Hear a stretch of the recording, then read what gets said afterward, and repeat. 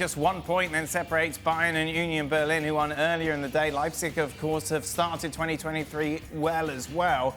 They sit just 2 points off the defending champions. Let's welcome in now Archie Rhind-Tutt. I was hoping you were wearing your big thing that you were wearing before, Archie. It's like when the dog's gone to the vet. Let's stop licking the wounds. Archie, we'll talk about Frankfurt in a moment. It's my Star Wars look, mate. Yeah, let's talk about Bayern first. Why are they so bad? It's the $1 million question right now, or €1 million question.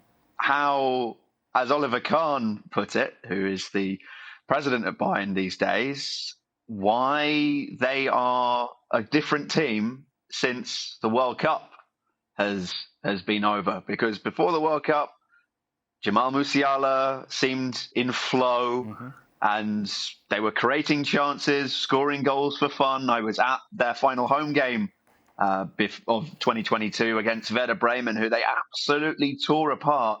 I can't remember seeing Bayern at home and not creating a chance in the final half hour. You saw it in the Matthijs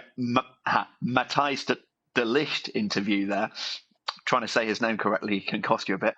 And I think that it's really problematic for Julian Nagelsmann right now, what's happening, because it doesn't look like the team is really adhering to his plans or playing with anywhere near the kind of tempo that he wants them to play with.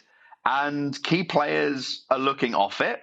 Thomas Muller, I thought, had a good first half, but he was slowing the play down in the second half. And you wonder, was his inclusion today as much a political play by Julian Nagelsmann, just to make sure that he has a very important ally on side in the dressing room?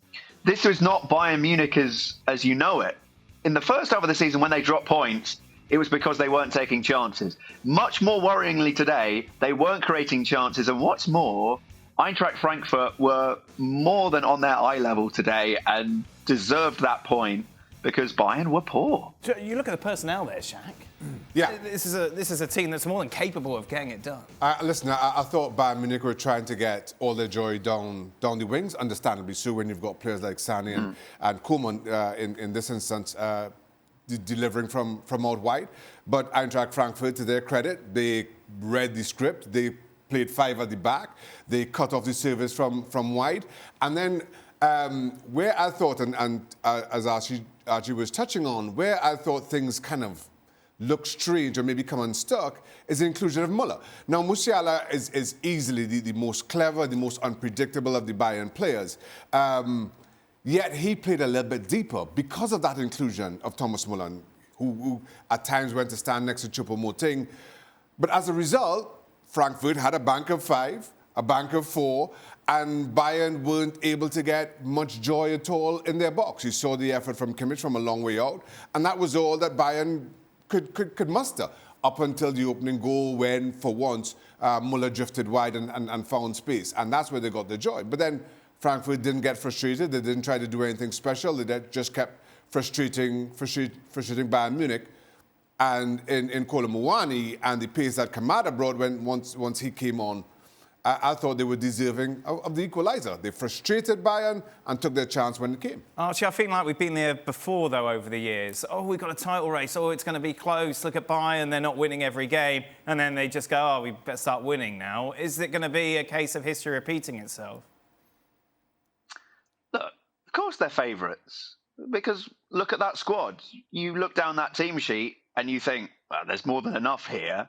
I think the way that RB Leipzig are playing right now and how they're firing on all cylinders, there's something to be said for there being more in this title race than before.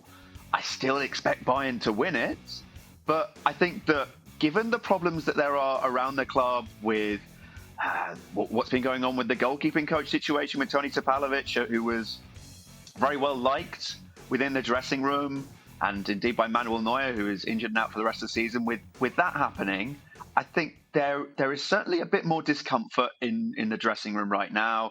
The way that Serge Gnabry was handled after his Paris Fashion Week excursion as well. It feels a bit different right now. I still expect them to go on a run at some point, and it's worth noting that they still have only lost 1 Bundesliga game this season. And what's more, Dan, They're 16 games unbeaten in all competitions. And here it's crisis alarms. They're on the brink. And I'm like, well, this is a pretty nice crisis to be in. So, look, the main thing from a Bayern perspective is that they beat PSG in the Champions League. And I think that's probably the most worrying prospect right now, is that they don't look like a team that will do that. And even if Jan Sommer is a very good goalkeeper, he's not Manuel Neuer in his best form. So nervy times in Munich right now. Thank you very much for watching ESPN FC on YouTube. For more highlights, analysis and exclusive content, be sure to subscribe.